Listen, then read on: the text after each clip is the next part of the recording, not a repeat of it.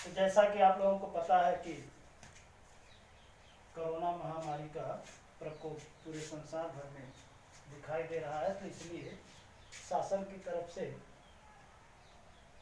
हम लोगों को ये निर्देश दिया गया है कि आप लोगों को कुछ विषय के बारे में जानकारी दी जाए।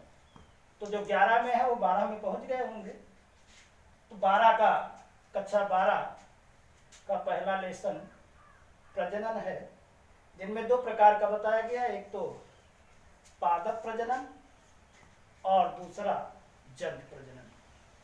प्रजनन की परिभाषा हम दे सकते हैं, अगर हम इंग्लिश में कहें तो producing offspring to same kind of the parent that is known as the reproduction, या यूं कह सकते हैं कि अपने ही समान संतान उत्पन्न करने की प्रक्रिया को हम प्रजनन कहते हैं।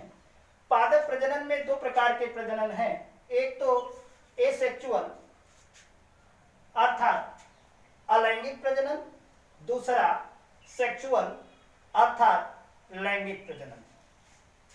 अलैंगिक प्रजनन में एक ही कोशिका या एक ही युग्मक भाग लेते हैं। 2 प्रकार के हो सकते हैं, एक तो कायिक प्रजनन हो सकता है और दूसरा एक कोशिका जैसे मुकुलन हो सकता है, या जो है स्पोर फॉर्मेशन के द्वारा हो सकता है। आज हम सेक्सुअल रिप्रोडक्शन के बारे में बताएंगे। जैसा कि फिगर में बताया गया, पुष्पों के अंग कुल मिलाकर के पुष्पों में 4 चक्र होते हैं। एक तो 2 चक्र ऐसे होते हैं जिसे हम एसेसरी कहते हैं, और दूसरे 2 चक्र ऐसे होते हैं जिसे हम नेसेसरी कहते हैं। काइलिक्स अर्थात बाह्य दलपुंज, करोला अर्थात दलपुंज, ये एसेसरी पादप पुष्पांग है, जिनके ऊपर पुष्प स्थित होता है, जिसे हम थैलमस या पुष्पासन कहते हैं। अब पुष्पासन में एसेसरी और नेसेसरी दोनों आर्गन यानी दोनों चक्र स्थित होते हैं।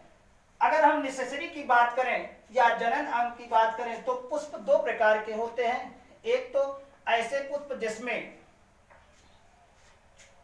एक ही चाहे मेल हो यानी कि नर हो और चाहे मादा जनन अंग हो, वैसे उसे हम यूनिसेक्सुअल कहते हैं। और जिन पुष्पों में नर और मादा दोनों जनन अंग पाए जाते हैं उसे हम हर्माफ्रोडाइट या द्विलिंगी पुष्प कहते हैं। सामान्य रूप से रिप्रोडक्शन या फर्टिलाइजेशन 2 गैमेट्स मेल और फीमेल गैमेट्स के मिलने से फर्टिलाइजेशन होता है और उसके द्वारा जायगोट का निर्माण होता है। जायगोट से बीज का निर्माण होता है, बीज फल, फल से बीज और बीज से एक नए पौधे का निर्माण होता है। इसे हम रिप्रोडक्शन में कह सकते हैं। तो अगर हम नर जनन अंग की बात करें, पौधों में 2 प्रकार के, एक तो नर जनन अंग जिसे हम पिस्टिल या पुंकेसर कहते हैं, और दूसरा जायांग या इसे हम स्त्री केसर कहते हैं।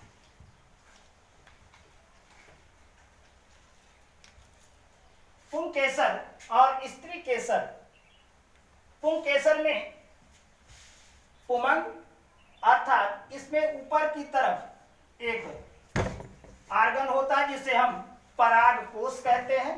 परागकोश में अर्धसूत्री विभाजन के द्वारा, परागकोश में अर्धसूत्री विभाजन के द्वारा परागकण का निर्माण होता है, जो कि मेल रिप्रोडक्टिव सेल है या मेल प्रजनन सेल है, जिसमें जो कि अगर हम परागकोश की बात करें तो परागकोश की संरचना या पुंकेसर का अगर हम टीएस काटे परागकोश का,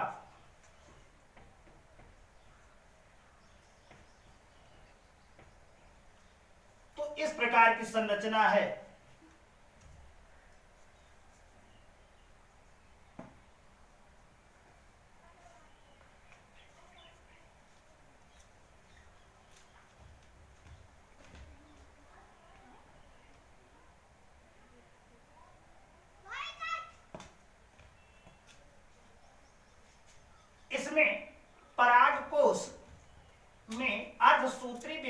के द्वारा पराग कणों का निर्माण होता है। पराग कण प्रत्येक परागकण में प्रारंभिक रूप से 2 कोशिकाएं होती हैं।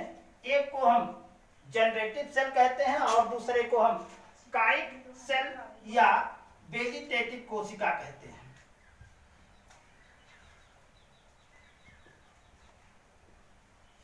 अगर हम परागकोश की संरचना के बारे में देखें तो परागकोश 2 लेयर का बना होता है। बाहरी लेयर यानी बाहरी लेयर को हम एक जाइंट कहते हैं, थोड़ी खुरदुरी होती है। आंतरिक लेयर को हम इंटाइन कहते हैं जो कि स्मूथ होती है। और इसमें 2 सामान्य परागकण में 2 कोशिकाएं, एक तो हम कायिक कोशिका कहते हैं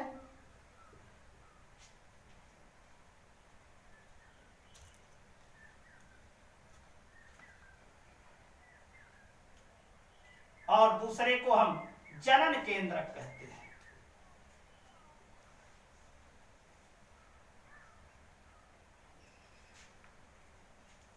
अब स्त्री केसर की बात करें तो स्त्री केसर में बीजांड होता है जिसे हम ओव्यूल कहते हैं। ओव्यूल जो कि फीमेल गैमेटोफाइट या मादा युग्मकोद्भिद कहलाता है। अगर इसकी बात करें तो ओव्यूल की संरचना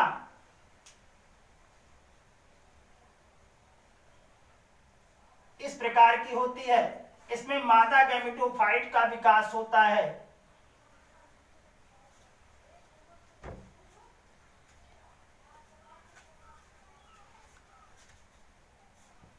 मादा गैमेटोफाइट के विकास के आधार पर इसमें प्रत्येक ओव्यूल में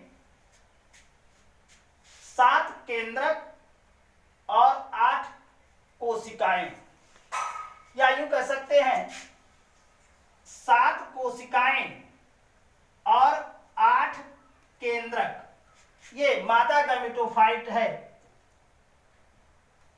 या मादा युग्मकोद्भिद।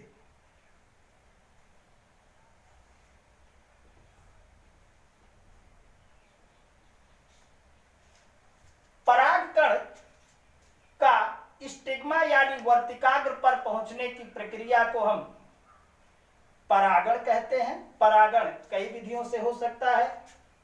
मुख्य रूप से परागण 2 प्रकार का होता है, एक तो स्वपरागण और दूसरा परपरागण। स्वपरागण में अपने ही पुष्प का परागकण परागकोश से निकल करके उसी जाति के अपने ही वर्तिकाग्र पर पहुंचता है, इसे हम स्वपरागण कहते हैं। लेकिन परपरागण में क्या होता है कि परागकण परागकोश से निकल करके दूसरे पुष्प के वर्तिकाग्र पर पहुंचते हैं, तो उसे हम परपरागण कहते हैं। परपरागण चिड़ियों के द्वारा, कीटों के द्वारा, जल के द्वारा, वायु के द्वारा, मनुष्यों के द्वारा या पेड़ जो है उसके द्वारा, पशुओं के द्वारा परागण प्रक्रिया हो सकती है। अब परागण के बाद दूसरा स्टेप आता है मेल गैमेटोफाइट का विकास या नर युग्मकोद्भिद का विकास। अब परागण प्रक्रिया में कई प्रकार के बताए, एक तो स्वपरागण बताया गया और दूसरा परपरागण बताया गया। परपरागण में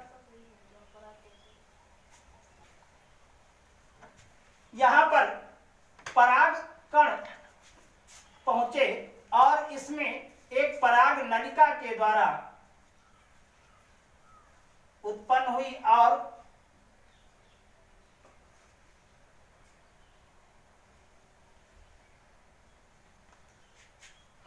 जो जनरेटिव यानी कि जो जनन केंद्रक है 2 भागों में बट जाती है और एक भाग तो एक कोशिका यानी एक से मिलता है जिसे हम सत्य निषेचन कहते हैं और दूसरा द्वितीय केंद्रक से मिलता है जिसे हम असत्य निषेचन या ट्रिपल फ्यूजन त्रिसंलयन कहते हैं। इस प्रकार से एंजियोस्पर्म में द्विनिषेचन और ट्रिपल फ्यूजन पाया जाता है। अर्थात अब ये बीजांड बीज का विकास करते हैं, अंडाशय फल भित्ति का विकास करते हैं, कैलिक्स करोला सूख करके गिर जाता है। किसी किसी पौधों में कैलिक्स, फलों में कैलिक्स लगा रहता है, बाह्य दल पुंज लगा रहता है, और किसी किसी पौधों में ये सूख करके नीचे गिर जाता है। इस तरह से हम एक स्टेप बाय स्टेप हम आप लोगों को व्हाट्सएप पर डालते रहेंगे, आप उसको समय अनुसार पढ़ते रहेंगे।